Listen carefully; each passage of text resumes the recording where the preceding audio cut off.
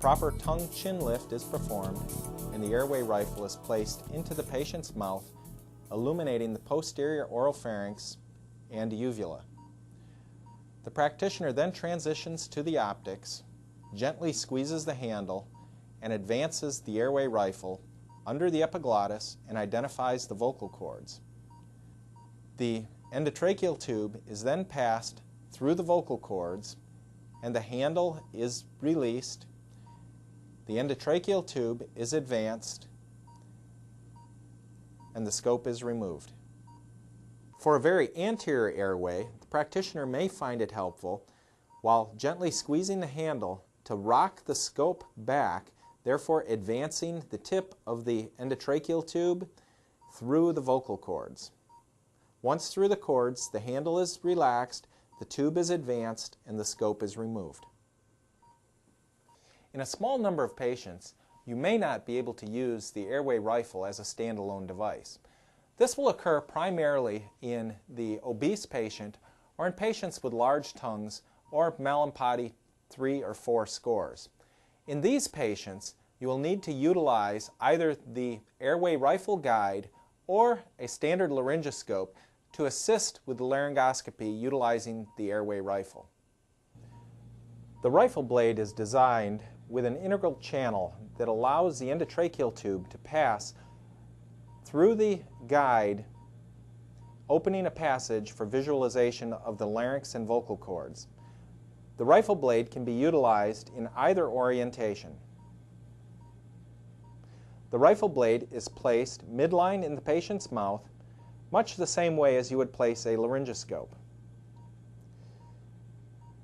The tongue is elevated and the airway rifle is placed. The practitioner then switches to optics and follows the rifle blade back, identifying the larynx and passing through the vocal cords. The rifle blade is then removed, the endotracheal tube is advanced, and the scope is removed. This will be utilizing the airway rifle using the rifle blade.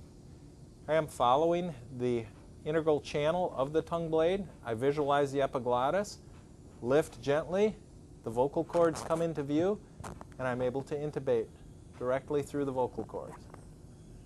Alternatively, a standard laryngoscope may be utilized to elevate the tongue and soft tissues, creating a guide for the airway rifle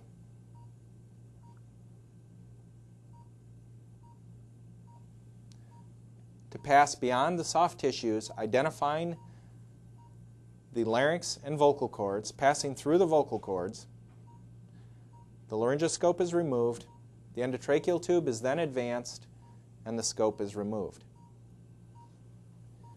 This technique, using a standard laryngoscope, can also be used as a technique for failed intubation with standard laryngoscopy. For patients with a cervical collar in place, the airway rifle can be utilized with the collar in place by doing a proper tongue-chin lift, inserting the scope into the patient's oropharynx, visualizing airway structures and advancing the scope, advancing through the cords, advancing the endotracheal tube, and removing the scope. Alternatively, a second provider can provide inline stabilization while the cervical collar is loosened. A good tongue-chin lift is applied. The airway rifle is placed in the patient's oropharynx and advanced through the vocal cords. The handle is released, the tube is advanced, and the scope is removed. The cervical collar is then replaced, and inline stabilization can then be released.